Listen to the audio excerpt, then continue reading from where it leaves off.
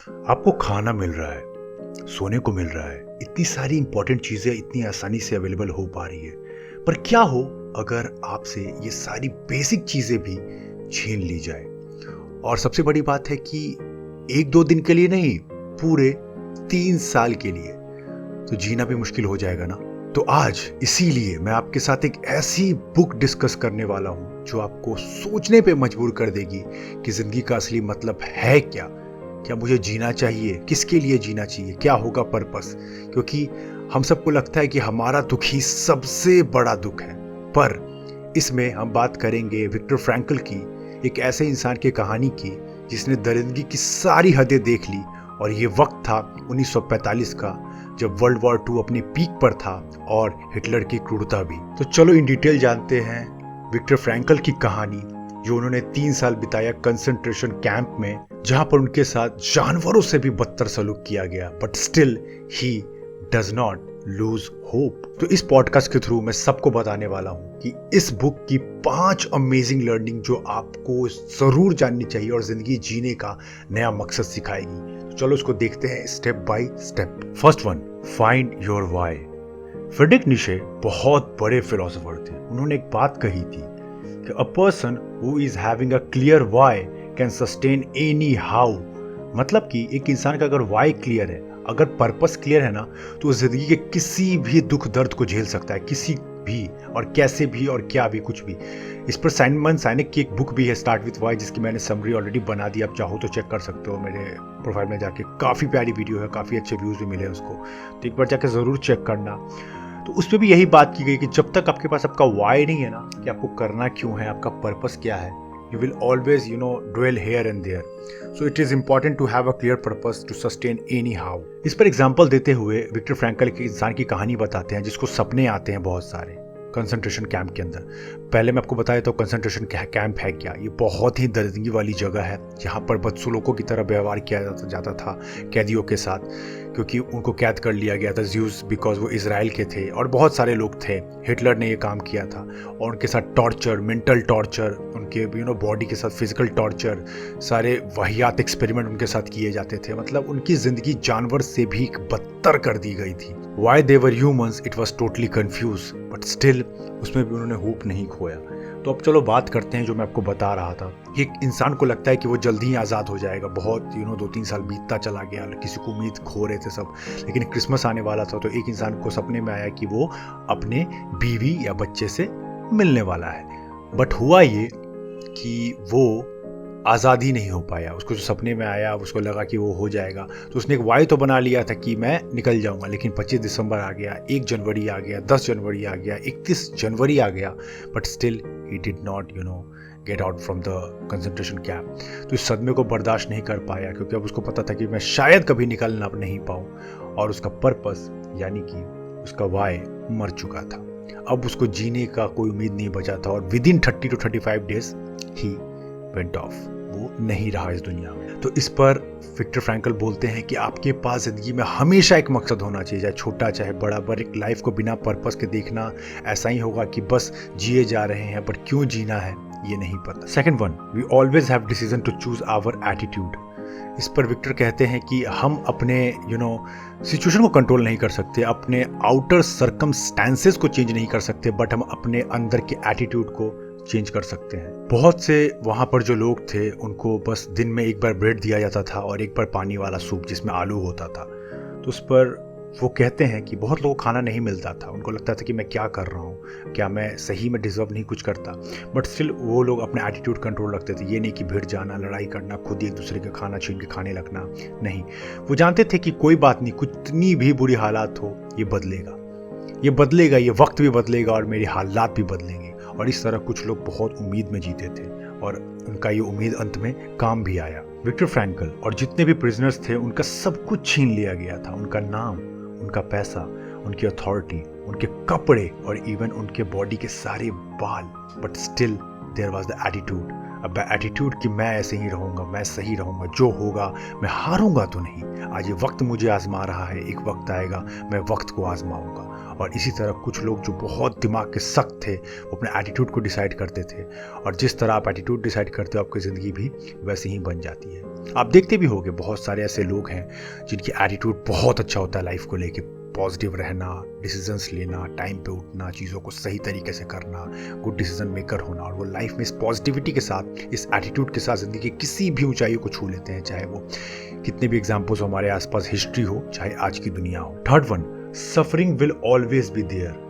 आप कितना भी अपनी जिंदगी को लग्जरी बना लो, कितने भी कार, पैसे, लग्जरी, कपड़े, अच्छे लोग, बट सफरिंग हमेशा रहेगी। ये गौतम बुद्ध ने भी ये बात बहुत डिटेल में जाके कही है, इसके ऊपर मेडिटेट किया सालों साल, को पता चला कि suffering always will be there. जब तक ह्यूमन पैदा होता है, ह्यूमन के एंड तक उसको सफर करना ही पड़ता है। लेकिन अगर उस सफरिंग का कोई मकसद मिल जाए, जैसे कि मान लो मैं आपको समझाता हूँ, एक इंसान है जो सफ़र कर रहा है, मतलब अपने मेंटल हालात की वजह से उसकी चीज़ें सही नहीं लगती, उसको अच्छा नहीं लगता, वो डिप्रेशन में जा रहा है, तो सफ़र तो कर रहा है बट पर्पस क्लियर नहीं है। बट एक इंसान है जो अपना बिजनेस बनाना चाह रहा है, दिन रात एक कर रहा है, उसकी सफरिंग बेइंतहा है, मतलब बहुत ज़्यादा सफ़र करता है, सही पे सो नहीं पा रहा है, सही से खा नहीं पा रहा है, सही से बैठ नहीं पा रहा है, दिमाग की शांति नहीं है, but still he no he is suffering for the best, he is suffering for the humanity, he is suffering for his better future. तो हमेशा अपनी सफरिंग को एक मकसद दो, बिना मकसद के सफरिंग करना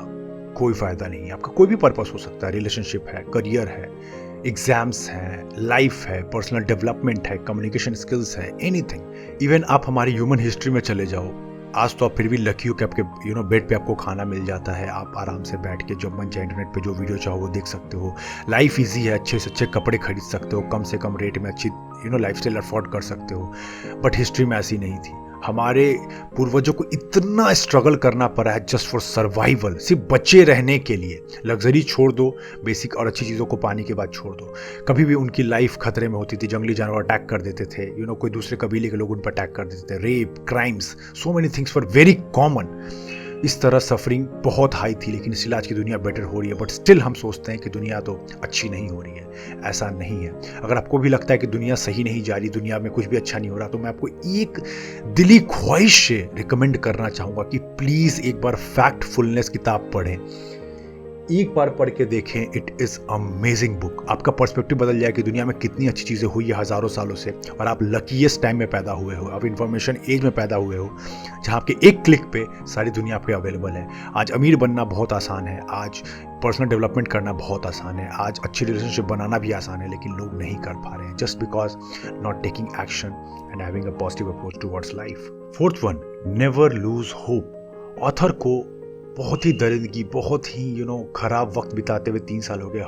ऑथर का वेट लगभग 40 से 50 किलो तक गिर चुका था, बिल्कुल मरे हुए थे, साइकोलॉजिस्ट जैसे थे, बट स्टिल वो लगते नहीं थे, बहुत बुरी हालत हो गई थी, बट स्टिल उन्होंने होप नहीं खोया। वो जानते थे कि वॉर कभी ना कभी तो एंड होगा, ये मेरे ज़िंदगी का एंड तो नहीं है, मैंने किसी का कुछ नहीं बिगाड़ा, मैंने कुछ गलत नहीं किया, मुझे ज़्यादा समय तक ये चीज़ें, ये जंजीरें रोक नहीं सकती हैं। उनको लगता था कि वो ज़रूर एक दिन अपनी फैमिली से मिलेंगे, वो अपने बच्चों के साथ अच्छा वक्त बिताएंगे। और इवन बहुत सारे किस्से जब आप बुक पढ़ोगे तो आपको पता चलेगा कि कैसे ऑथर काम करते करते मजदूरों जैसा घिसते रहते थे, बट स्टिल कभी उनको शांत बैठने का मौका मिलता था तो कैसे वो इमेजिन करते थे कि आसमान से उनकी पत्नी उनको देख रही है, उनको बुला रही है, वो हसीन पल, वो हसीन यादें, वो सब उनके दिमाग में ताज़ा हो रहे हैं। वो इस उम्मीद के साथ जीते थे कि मेरी वाइफ पता नहीं जिंदा है नहीं है, बट जहाँ भी है अच्छी होगी, बट मैं उसको ढूंढ निकालूंगा, मैं उससे जल्दी मिलूंगा। वो आसमान को कमांड देते थे, अपने थॉट्स को कमांड देते थे कि चाहे जो भी हो जाए, सब कुछ मुझसे कोई छीन सकता है बट मेरी कोई उम्मीद नहीं छीन सकता। और शायद इसीलिए कहावत भी है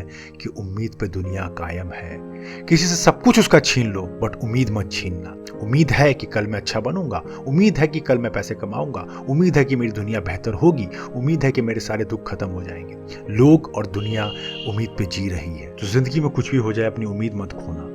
और इसी पर एक बहुत प्यारी लाइन बोलते हैं author, the way in which a man accepts his fate and all the suffering it entails, the way in which he takes up his cross gives him ample opportunity even under the most difficult circumstances. It is said to add a deeper meaning in his life. आप इस line पे वो meditate करके देखना कितना deep thought उन्होंने कहा है कि आप चुन सकते हो, आप डिसाइड कर सकते हो कि कैसा करना है और क्या बनना है। फिफ्थ वन, ह्यूमन काइंडनेस और brutality can be seen anywhere.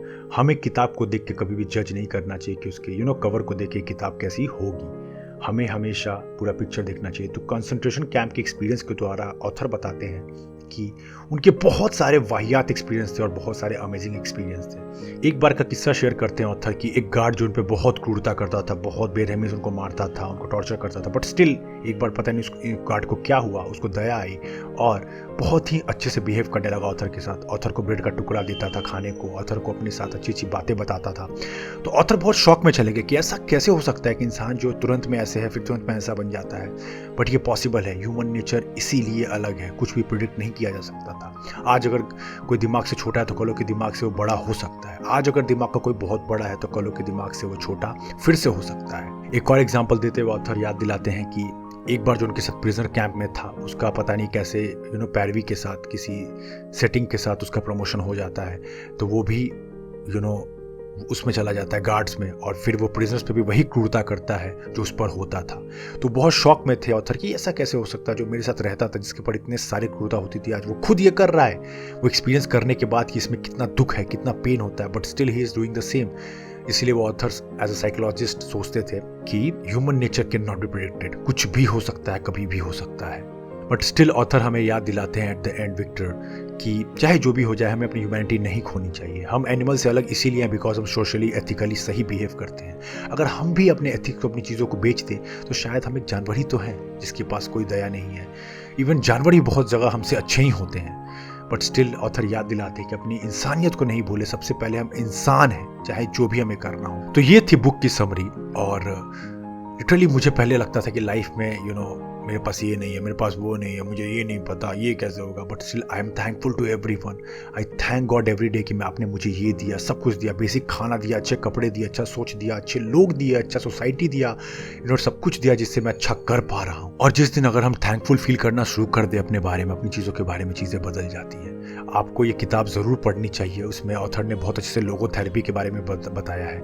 Logotherapy क्या होता है कि मीनिंग कैसे पता करना है अपनी ज़िंदगी के बारे में, क्योंकि बहुत सारे मेजॉरिटी एक रिसर्च में निकल कर आया कि 70 से 80% लोग अपने मीनिंग लाइफ का ढूंढने के लिए तरस रहे हैं। उनको पता ही नहीं करना क्या है मुझे ज़िंदगी में, पर्पस क्या है मेरा, मैं आया क्यों हूँ, मेरा क्या मैं करके जाऊँगा। और जिस दिन आपको ये पता चल गया, ज़िंदगी जीने का अलग मज़ा आता है। और बिलीव मी, ये मैं अपने एक्सपीरियंस से बता रहा हूँ, बहुत मज़ा आता है। हर दिन उसी एनर्जी के साथ उठता हूँ, हर दिन उसी एनर्जी के साथ काम करता हूँ, 18 घंटे, 16 घंटे, फिर भी एनर्जी लेवल पीक पे रहती है मेरी, बिकॉज मेरा वाई, मेरा पर्पस बिल्कुल डीप में क्लियर है। तो अगर आपको पॉडकास्ट अच्छा लगा हो तो हमें सपोर्ट करने के लिए लाइक करना, चैनल पे पहली बार आए हो तो सब्सक्राइब कर लेना और घंटा यानी नोटिफिकेशन बेल को प्रेस कर देना, ताकि अगर अगली बार ऐसे वीडियोस आए तो आप मिस ना करो। आप स्पॉटिफाई पे देख रहे हो तो पॉडकास्ट को आप सब्सक्राइब कर लो, फॉलो कर लो, ताकि अगली बार भी आप मिस ना करो। प्लीज़ शेयर करना, क्योंकि मैं मानता हूँ शेयरिंग इज केयरिंग, और गिवर और टेकर में ये फ़र्क होता है कि गिवर लोगों की हेल्प करते हैं और टेकर मतलबी होते हैं। तो शेयर करना ना भूलना, ताकि बहुत लोग मतलब समझ पाए ज़िंदगी का। और if you learn from our short reels, जो लाइफ चेंजिंग वीडियोस होते हैं, एक बार जाके हमारे इंस्टाग्राम को चेक करो, you will thank us later. जो क्वालिटी रील्स हम बनाते हैं जो लाइफ बदल सकती है आपकी, एक बार चेक करो and I am sure you will thank us later. चलो फिर मिलते हैं ऐसी किसी दमदार पॉडकास्ट में, तब तक के लिए ARK लॉगिंग आउट।